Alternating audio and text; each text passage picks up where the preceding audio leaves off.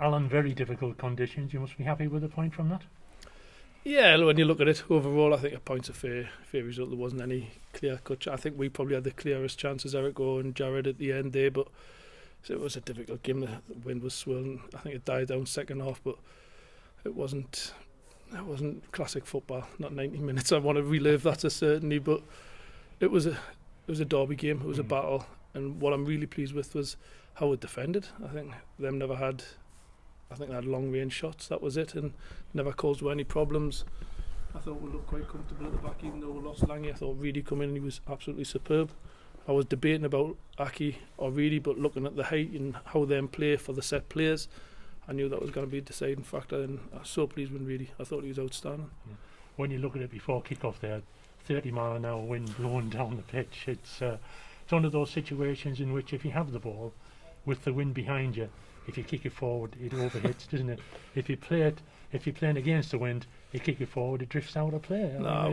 There's nothing constructive in the game, is there? It was difficult, but I think some of our passing wasn't just there in the midfield at times, but I thought the midfield three done exceptionally well overall. When you look at them, Wheat was outstanding. I thought he was the best player on the pitch today, Joe Wheatley. Absolutely outstanding. He'd done his job that I asked of him, and then some. So pleased with him.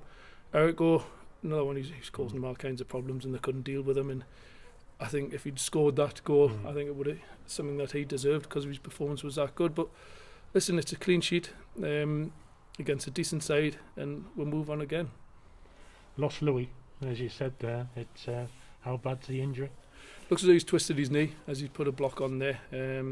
It's just typical Lange. It's his luck. He seems to get gone, and then all of a sudden, I think this has probably been the best he's been playing for me recently, and getting back up to speed and being aggressive. He's being aggressive, and he's doing the defensive duties first and foremost, and it's knocked him that now. So we'll shuffle the pack. Let's say we've got a few in there, and I'll shuffle the pack against Blythe on Monday in any case. It was quite physical at times, wasn't it? But it's something that you would expect on a day like this, with the wind swirling around and people all in the same sort of location in the field, and it just got scrappy, didn't it? I think that was caused by a poor performance from a referee as well. In all honesty, some of his decision making was I shouldn't really criticise him, but listen, it is what it is. You criticise the players when they don't perform, and I thought the referee was poor today for both sides. Some of the decisions were absolutely baffling, and it wound the players up on both sides, and you could see it. Got physical. Will Wheat loved it. Omar loved it, and that's what I liked about it. The lads competed extremely well. Football wasn't there. We got flashes of the football, but listen, you move on. You take the positives from it, and we've got a point at the end of the day against a team that's looking for promotion. Monday now, at home to Blythe. It's a quick turnaround, isn't it? And we spoke about possible rotation when we chatted pre-match. Is that in your mind now?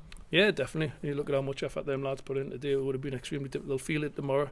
So say against the wind there, it was extremely difficult, and I'll have to rotate. Tyrone come in, Theo, Jared. Like I left Jared out the day, probably hard done by Jared because he's done ever so well, but I just thought with that front three that would cause all kinds of problems, and we did little bits. Nipper was alone for up front in the first half, I thought, but we'll definitely rotate the players and bring some fresh legs in. Good thing as well, clean sheet once again for Melvin.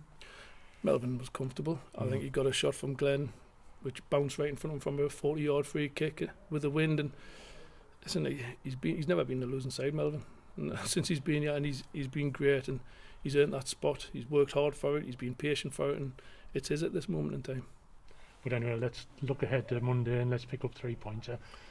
Yeah, it's not going to be an easy game again. Another local derby against Blythe. They'll have a little bit of a tails up after getting a result against Gateshead today. So we'll have to be right at it, and if we're not, we could end up getting turned over. But as I say, we've got such a long way to go. We've just got to manage these players and make sure that everyone's at the peak performance, ready to play that next game.